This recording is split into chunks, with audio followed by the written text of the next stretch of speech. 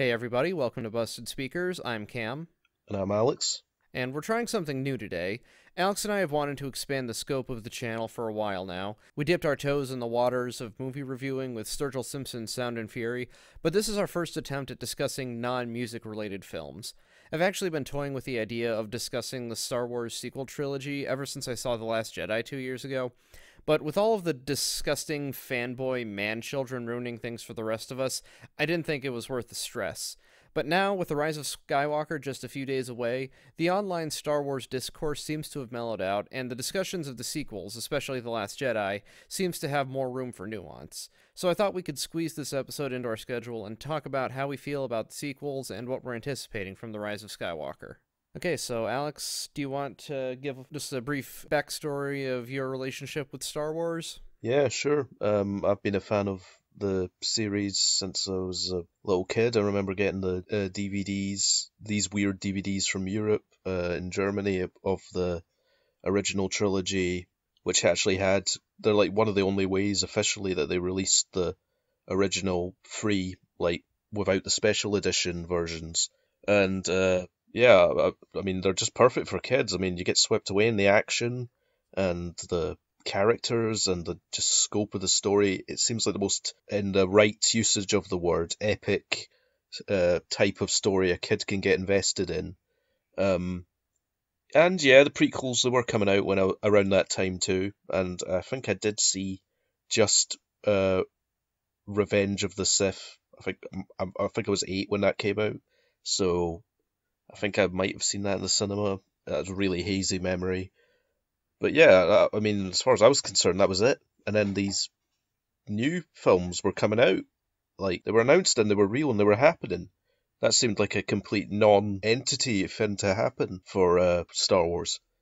But yeah, then Force Awakens came out, and yeah, that was a big film, right? I really enjoyed that when it was in the cinema. That was just first conscious time seeing Star Wars in the cinema again, and honestly, start to finish, I pretty much fully enjoyed that one. You could say it's maybe a retread of similar things in the original trilogy, but honestly, I didn't mind that much. Like, maybe some characters could be compared to each other, but on the whole, that was a very successful film for me. And then, how did you feel about The Last Jedi? Last Jedi, I've not really thought about it much. I think I've only seen it once. How would you feel about it? I mean, I feel like my thoughts on it are a little bit scattershot at best. But yeah, overall, like Star Wars has meant a lot to me throughout my life. You know, I've played the games, I've watched the films innumerable amount of times, and even the worst films, which I guess would be some of the prequels if I had to really think about it, but I often don't. Um, you know, I still find a lot of value and entertainment in a lot of it. I wouldn't say I'm a die-hard fan. I don't really go into the extended media too much, but I feel like I'm a pretty notable fan, and yeah, it does mean a lot to me. So yeah, how about you, Cam? Yeah, my story is pretty similar. I grew up with my parents' non-special edition VHS tapes of the original trilogy, and I'm pretty sure my brother and I disintegrated those things from how many times we Yeah. watched them. And then I actually went to the midnight premiere of all of the prequels with my Oh, parents nice. and some friends. Yeah, it was a lot of fun. So, like, I have good memories of the experience of seeing those movies. So it's really hard for me to say whether or not, like, if I like them as guilty pleasures or if I don't hate them for not being that good of movies because I was a kid when they came out. I didn't know the difference between a good movie and a bad movie. So now looking back at them, as far as I'm concerned, those movies just exist. They're going to exist. It doesn't matter what my opinion of them actually is. You know, they're there. Everyone else has discussed them to death. It doesn't matter. So I was also really excited when The Force Awakens was announced, and then I watched it. I loved it. I didn't really care about all the people who said, "Oh, it's just a rehash of Episode 4," because, like, yeah, you've got the Rise Yeah. of a new evil empire type thing, and the new Death Star type thing. But aside from that, the actual plot, the way the story moves forward and who does what, is completely different from A New Hope, and the new characters are a ton of fun with a lot of great potential. Yeah, yeah. And that to me is the important part. The fan service doesn't matter, the retreading doesn't matter. It's about, well, okay, the fan service does kind of matter because it informs some things about the characters and the way they see the world and everything. But for the most part, it's just about these new characters and what they're going to do in this new universe, or this new extension of the universe. And I also never got into the extended universe books or games or anything, so I did not care when Disney obliterated that old canon, and this discussion, like any of my thoughts, are not based on any of that material. So I just want to, make that explicitly clear. Yeah, same. I mean, I've never really looked into any of that. I mean, when they did acquire it, I was thinking, well, maybe they've gotten rid of it for now, but maybe they're going to reintegrate some of the stronger parts into the canon in their own way, so it didn't bother me either. Yeah, I mean, who knows what they're going to do from here on out. Yeah. But then Last Jedi came around, and I saw that one in the theater, and like I didn't really know what to think of it on that first viewing, and then there was all the discourse between people who thought it was a game changer, the greatest movie in the series, and people who thought that it absolutely assassinated Luke's character and ruined everything that was great about the original trilogy. And it was like I don't even know what to say about it because it was just so exhausting seeing all of that. There were a lot of hot takes on that film that made it very difficult to know what to think or what to give credit to or what to give credence to, I feel like. Yeah, and it was just like always on the extremes. Like I said, either it's the greatest movie or it's the worst movie. And there were some people who in the camp of it's terrible, who did have some legitimate points, but those legitimate points were often buried under the kinds of awful racism and sexism that chased some of the stars off social media and all this garbage. And it's like you don't want to be associated with that, even though I did have some legitimate problems with that movie. But now it seems like even the diehard Last Jedi defenders have gotten to a point where, okay, we need to get this back to a place of actual reasoned discussion. There just seems to be more openness to actual nuanced discussion. Now, like I said earlier, like I said at the beginning, I think it's a good time to talk about the issues that I have with both of the sequels.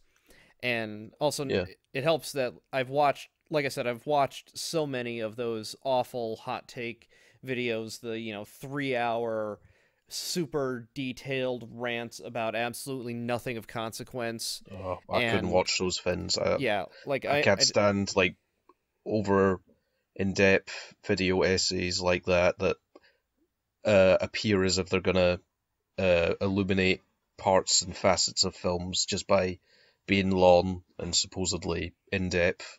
Yeah, trust me, you're not missing out on much, except for, like I said, the one or two nuggets that some of them hit on. Yeah. But even then, they don't dive deep enough into those problems, and they don't see the big picture because they're too busy nitpicking everything. Mm-hmm.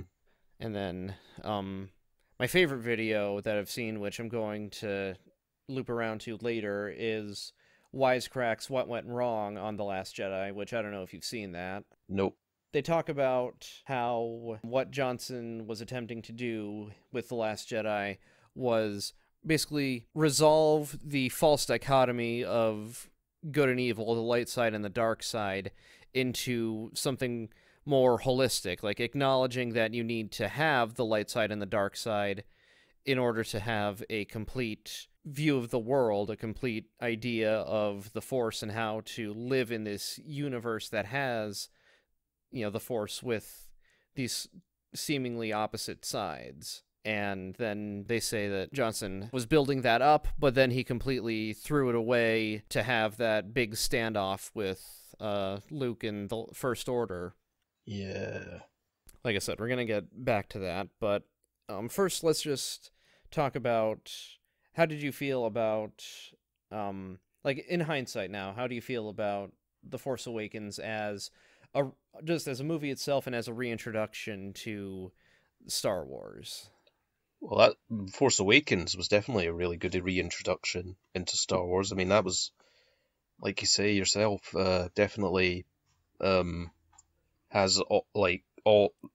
I mean, I was kind of worried about all these new characters initially, but you know, the first scene has most of them in it, and basically hits all the beats, makes you care about these characters, makes you invested in the world again.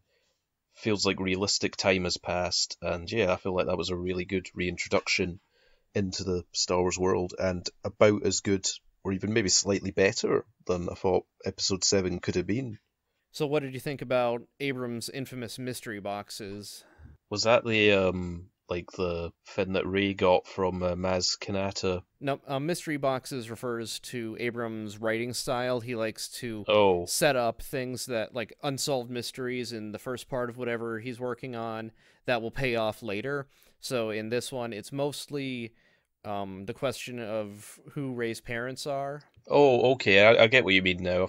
Yeah, I mean that's exactly what you want from a first film in a trilogy. You want them to set up some mystery, some intrigue to, fascinate you into watching the rest of the trilogy. And yeah, that was a.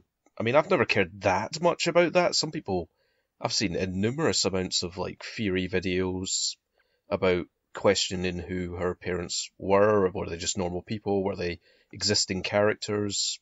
Will we never know? Does it matter? But yeah, I mean, that was a decent one. There were a few others. That's exactly what I'd want from a first film in a trilogy. So yeah, I like that part of his writing style.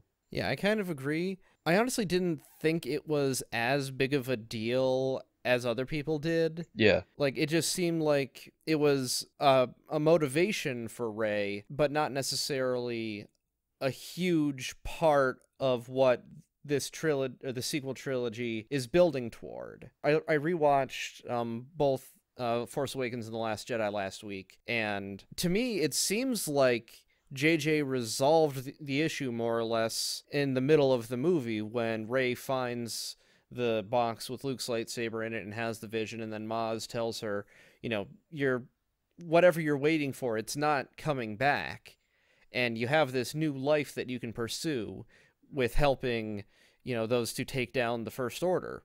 yeah, that's I like a thought that life that with, was the end of it. yeah, that's like a life with, tangible meaning right now. Yeah, and I didn't think that it would come back, but then in The Last Jedi, I don't think it's even mentioned until Rey has, the Vision Quest on Acto. I don't even know how to pronounce that. Whatever. Then there's like something about her trying to, find the answer of who her parents are, Yeah, and then it comes back right at the end when Kylo Ren is trying to convince her to join him. I just thought, are we really doing this again?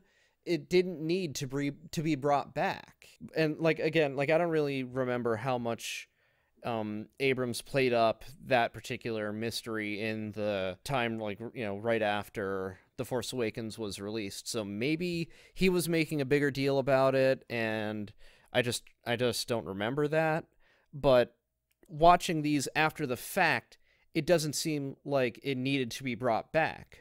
maybe it didn't need to necessarily. It could have just been left alone. That scene with Maz Kanata was definitely made so that it could have been left alone. But Yeah.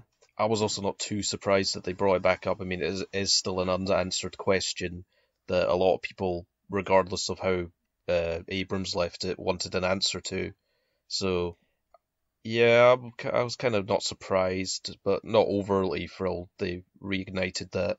Yeah, and that could be a problem too. Like maybe Johnson brought it back specifically to shut down the fans who were speculating too much, because that seems to be just a big thing in fiction these days. Writers and directors trying to cut predictions off at the pass and get people to stop, basically, because they want to be able to write what they want to write without having to worry about satisfying the people who are, helping make their product popular, Yeah, I remember like George R. R. Martin like did that while the show was running, and like obviously he's not been written a book for the last 8 years, so I mean he gets a lot of theories and stuff on the go all the time, so I feel like that's a similar thing.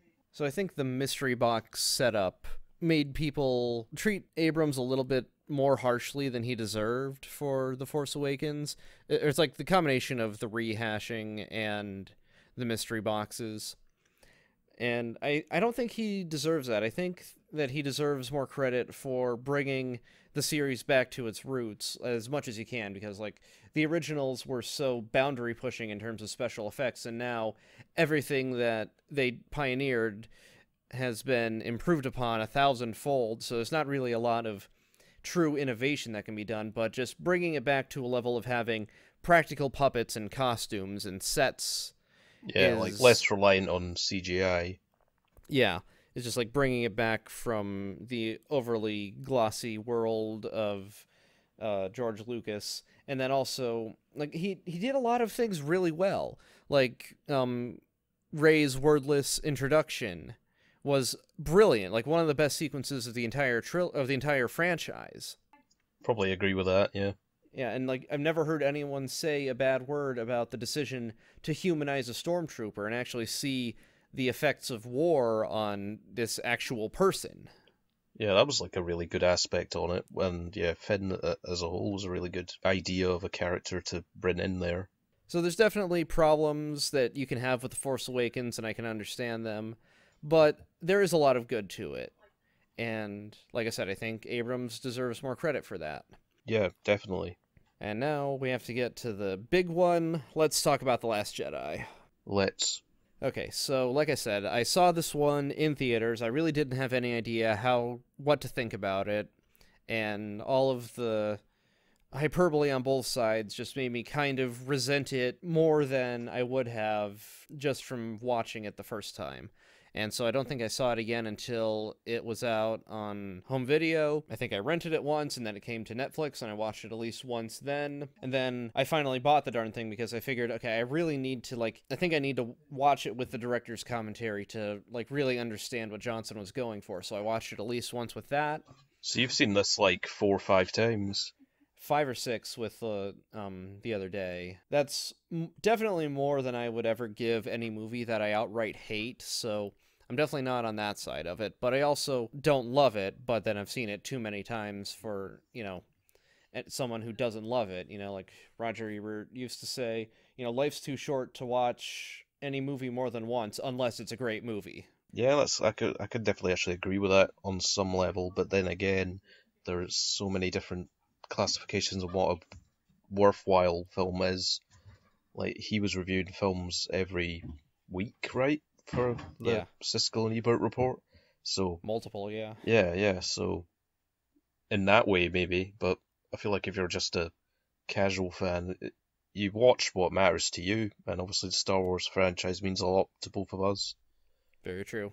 Yeah, so I've seen this film, I think, twice, so I probably can't talk as authoritatively as you on it, but then again, you said that a lot of people love it, a lot of people hate it. I'm kind of down the middle. I think it's an okay film. Definitely has problems, but also has a couple of astonishing scenes that made my jaw drop and blew my mind in the cinema. It definitely has problems and regrettable scenes, but a lot of the things people didn't like about it I found were fine, and some things a lot of people didn't like about it I just have to agree with. The look in this film I actually really liked. It seemed like a realistic depiction on where he'd be at this point in his life. I was happy enough with that aspect of it. Yeah, Luke is definitely the biggest point of contention for people with this movie, so I think that's what we're going to have to focus on the most here. I agree. I think that Luke, the starting point for Luke makes sense, and I'm just going to say this straight up. I think that the direction that Johnson went with Luke is brilliant. Probably the best thing to come out of this franchise since Empire. But having said that, What you mean? Just as a general idea of something to do? yeah, like just the direction to take the character with his sacrifice, and that being what ascends him to becoming one with the Force. Okay. But I just think that the build-up and the establishment of this 30 years later version of Luke, it was really lacking, and that is the biggest problem to me. Because Well, like I don't think we got build up because he's been missing for ages. Like, well, that's the I thing. Like, kind we of don't. get what you mean. Like, we're not gonna have build up to this. This is just Rey just meeting a new person. We know who Luke is. She doesn't know. Maybe it's some people who feel like they've known the character through extended media, like seeing what he does immediately after Return of the Jedi. And yeah, there's no build up, but I don't think we could have had build up. Like the whole point of Force Awakens was they were looking for him. He's missing. He's been missing for ages. So to me, this felt like a realistic depiction of the character. It still is the same person, but he's changed. He's been through more that we haven't seen, and he's lived a whole other life. He's lived a few lives since Return of the Jedi, and he's currently in nomadic existence on this very remote, purposefully hidden, like, nook and cranny of the galaxy. Yeah, this is why I'm glad that we're doing this together now, because we're getting different perspectives here. Because Yeah. for one thing, I don't think they ever say in The Force Awakens exactly how long Luke's been gone. It's just the first line of the crawl is Luke's been missing, and then even from what we learn in The Last Jedi, we don't know exactly how long he's been missing, how long, Ben Solo has been Kylo Ren. Wasn't it that he failed Ben Solo? He felt like he failed him, which would have been, I guess, in Kylo Ren's adolescence. So I'm guessing like maybe 10-ish years. Maybe. Like it's Maybe, so hard to tell maybe because even longer. He might have even been a youngling sort of age. well, he still looked like Adam Driver in the flashbacks, so That's true. So yeah. it's So really hard to tell. So we don't know exactly how long Luke has been gone. But what I meant by the fact that we don't get any backstory or whatever is that we don't know what Luke has been doing since the end of Return of the Jedi, because the old canon doesn't exist anymore. And like I forget if I touched on this, but along with not considering the extended universe, I'm not even considering any new books or games that are part of Disney's new canon that have come out since The Force Awakens. So I'm just going by what we see in the movies, and even what we're told in the movies. Yeah. So Same. we don't know what Luke has been through that led him to the point of almost killing his nephew in the flashback part. So to me, I kind of agree with the people who say that Luke's character is a huge problem with this movie, because we're not given enough to fully understand what led him to that point, and then from there why he was so devastated that he decided to, go to this island to die and kill off the Jedi.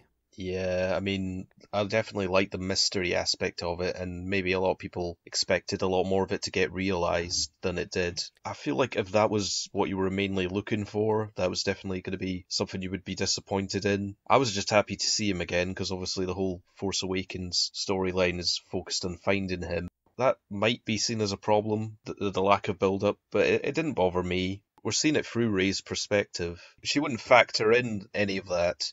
This is like an outward fan way of looking in.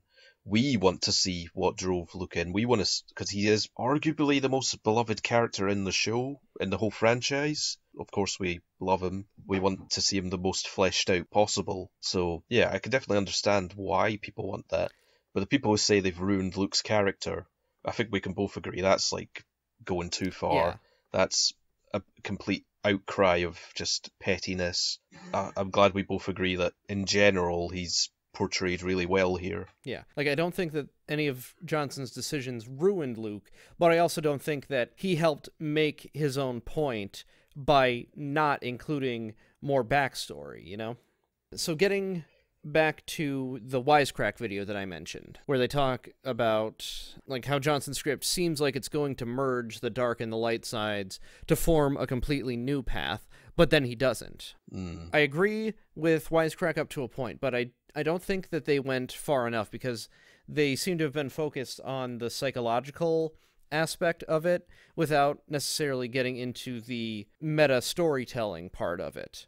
Like, do you know what deconstruction is? Like, obviously, I know you know what it means to take things apart, but... Yeah, I don't know what you mean in relation to this, though. So, in fiction, or in like, even literary analysis, deconstruction is basically taking a work or a series or something and just picking it apart and seeing what all of the individual parts do, what their purpose is in the story, why they're always... Okay, yeah, Yeah. definitely, okay.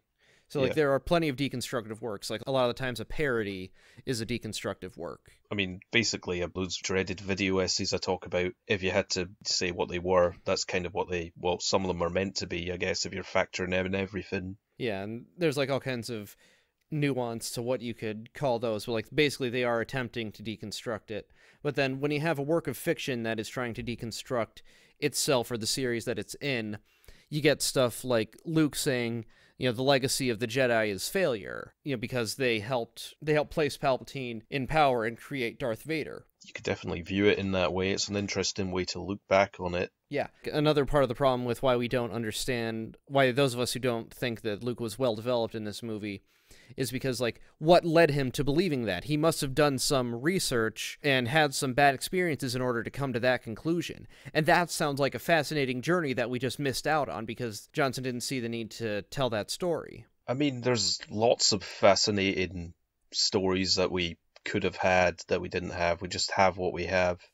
I feel like for that, he's heard the horror story. Like, they must be horror stories at this point of the Jedi Fallen Order. Like, that's like long ago. That's like 40 years ago. I used to know the timeline extremely well. I'm very hazy on it, but I think it's vague, like roughly getting towards 40 years at the end of Return of the Jedi, sort of that time frame. So he's heard the horror stories of what became of the Jedi, and then there's like his own failings that we don't see enough of. So it's like a combination of both led him to that conclusion.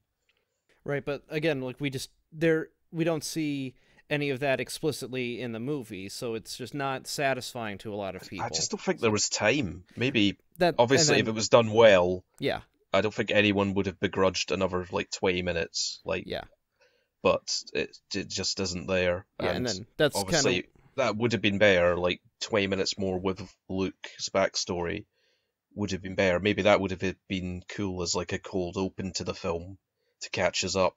I don't know if that's how films work. That's more like what TV shows do, really. But I have to re-stress, in general, there's obviously things they could have done better with his character, but overall, I really, really am happy with how he was portrayed. This is just us talking about what could have been, I guess. Yeah. I mean, that's all this can ever be, because obviously we're never going to get hired to write a Star Wars movie. Not this decade. Just wait.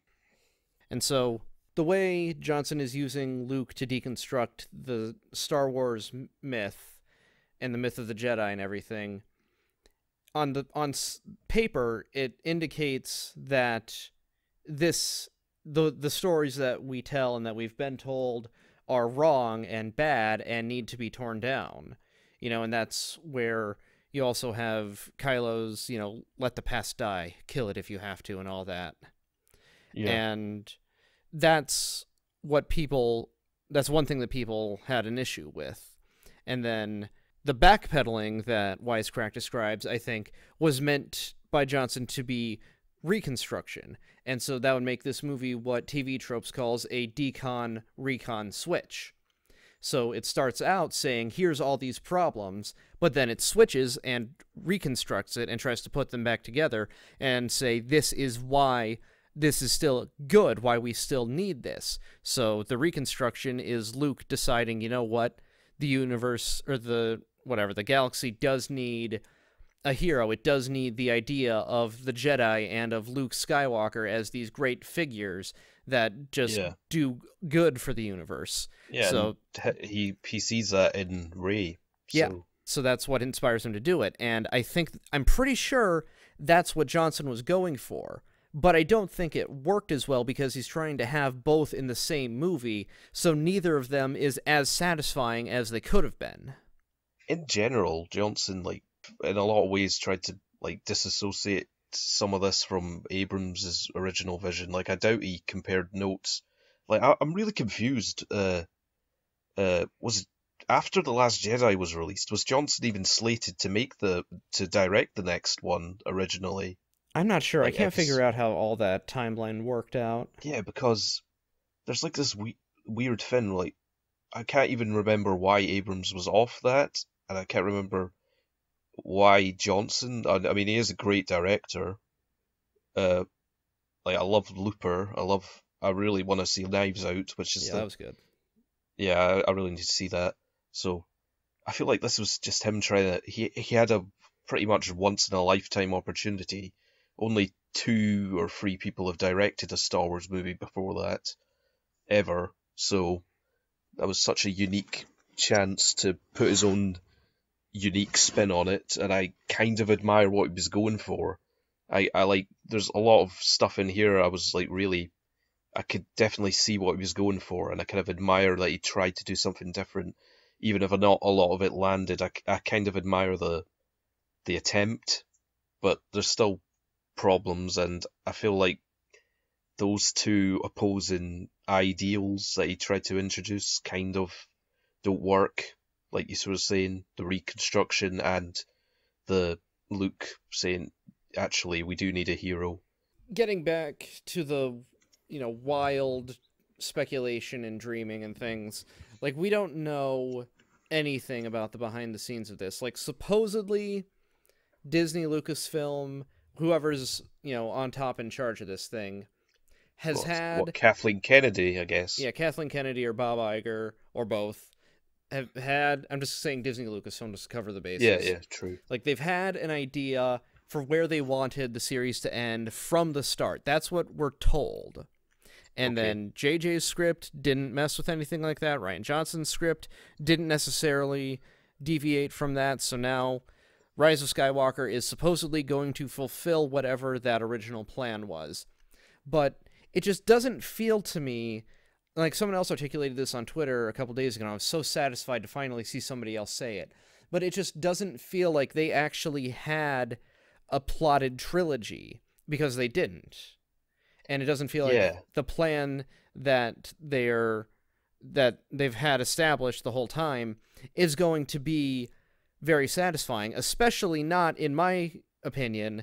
There's no way it can be as satisfying as the last half hour or so of The Last Jedi would have been if it was the end of the whole trilogy. Because, like, I just don't understand how the executives in charge could have seen Johnson's script, which ended with the sacrifice of Luke Skywalker and, the reaffirmation of the myth of the Jedi and the legend of Luke Skywalker in the minds of the galaxy, with, the yeah. slave children telling the story and the Force-sensitive boy looking out at the stars, just like Luke was looking at the twin suns in the first movie. I don't know how anyone can see that and think that is anything less than the perfect ending to the Star Wars to the new to the sequel trilogy and to the See, Skywalker that was saga. like maybe the one of the like sort of maybe not jaw dropping, but definitely highly engrossing moments of the film to me. But I was thinking, yeah, I actually did think that. I was thinking this is like a end of a trilogy type thing. This is like a good thing to end on, where the like legacy endures on. Like the storytelling thing makes you think of like the legends and tales that would go unseen, that it'd be fine to end it on, like legacy. So that does kind of make me think, where is this last film gonna go? Yeah, that's my big problem. I'm not excited to see the Rise of Skywalker because there's no dangling threads left to be resolved aside from the existence of the First Order and Kylo Ren. I mean, you can say Rey's parentage, but I don't care about that. I've said I don't care about that. I'm definitely not, even though I've just said that, I'm definitely still quite excited to see that film, regardless of how that ended. Just because I feel like if they did have some other ending in mind, one that I'm like, that is definitely something that should have been at the end of a trilogy. Like that's what I would have thought the end of a trilogy should have been. But I don't know what they've got in plan for Rise of Skywalker, so it's not diminished my excitement for it, I'd say. Yeah, I guess that. I mean, that's totally fair, and it's very likely that my excitement has just been diminished by exhaustion from all the discourse and Like dwindling. yeah, and just seeing the movie so many times, trying to figure out how I feel about it. It's just like I'm done. Honestly, I'm far more excited to see what happens with what they do with Star Wars from this point on than I am to see the conclusion to this story. Yeah, I mean, what are they going to do next? Like, Yeah. this is the end of the Skywalker saga. Yep. So are they gonna let the baton be passed on to Rey, Finn, and Poe? Are they going to? I'm thinking like this is the end of all these characters. Maybe saying that they could easily pass the baton on to them because they've become extremely well established characters in their own right, and they could definitely carry stories of their own quite strongly at this point. You could only doubt that, going into Force Awakens. But then again, yeah, it was good having Han Solo in the cast, but looking back, it's obviously the young blood that definitely injects a lot of energy into the films. And they've already begun this post Rise of Skywalker or Star Wars fin with the Mandalorian, I'd say. Maybe you could see it more as a Star Wars story, somewhat connected to the films ish. But I feel like that's already a good expansion outward. Because the thing with Star Wars is people forget, well, they don't forget, but they don't look into it or consider, is that it's a boundless universe full of boundless communities, religions, societies, space travel, politics. It's pretty much the most endless franchise I can think of. There's so much endless things they could do with it and do well. So I'm not too worried about where they'll go after this. They might have to work hard to make me care about the characters again, like new characters, but that's the same with any show anyway. Yeah, I agree with everything you just said there. So I feel like this conversation has kind of reached its natural conclusion. How about you? Yeah, I just want to, since we're on Star Wars, I want to just briefly mention how Kylo Ren has been like the driving force of these new films for me, and not to say if like he didn't exist and it was like just some composite mix of General Hux and Kylo Ren as a completely different character as the primary antagonist, it wouldn't have been good films. But I feel like as far as acting chops and actually doing a really convincing emotional performance with quite a bit of emotional dexterity and depth, I feel like Adam Driver's performance of Kylo Ren, I mean, not to say everything he does is amazing in it, but that's definitely like the thing I come back to and look forward to each time we go into one of these films. So yeah, did you have any other wrap up thoughts you wanted before I conclude it? Yeah, just that The Last Jedi is okay. I'd give it a 6 out of 10. I have not understood. I mean, I understand because it's Star Wars, but I have not understood the violent discourse over it on the months-long scale it's had. I just think it's an okay film with some outstanding moments, some flawed moments, some troubling introductions, but I feel like it did what it needed to, and it has. I'm subsequently still quite excited for, Rise of Skywalker. I'll be watching it in a few days. So, yeah, it's an okay film, just like a lot of other films are. No biggie for me. Yep, and it's taken me a long time to get there, but I pretty much agree. I'm not sure if I would give it a 6 or a 7, but it It's a didn't ruin very the confusing franchise. 6 for me. It's like, Yeah. it's got better than 6 moments, it's got worse than 6 moments. So, I am personally less excited to see Rise of Skywalker. I probably will catch it in theaters sometime, but I'm actually gonna give it a week or two. I just want to make sure. I just want to let the synopsis make its way to the Wikipedia page so I can read it and just make sure it's not this leak that I saw on Twitter, which is basically the absolute stupidest thing I think that Well, Abrams could do with this yeah, conclusion. I don't know what that was. I don't want to know what it was, No, so you don't. I don't. So I'm just gonna watch what it is. Yeah. So I'll see it. I will keep an optimistic, open mind, but I'm not excited. That's it. Fair enough. And to all you out there, thanks for listening to this episode. Let us know in the comments if you like this idea of us doing more movie reviews. Let us know what you think of Star Wars and the way this current trilogy is heading. And follow us on social media. We're active on Twitter at _BustedSpeakers. And you can follow me at SubProspector. And subscribe if you want to see more. And until our next album review, we will see you all later. Bye. Yep, may the force be with you. Always.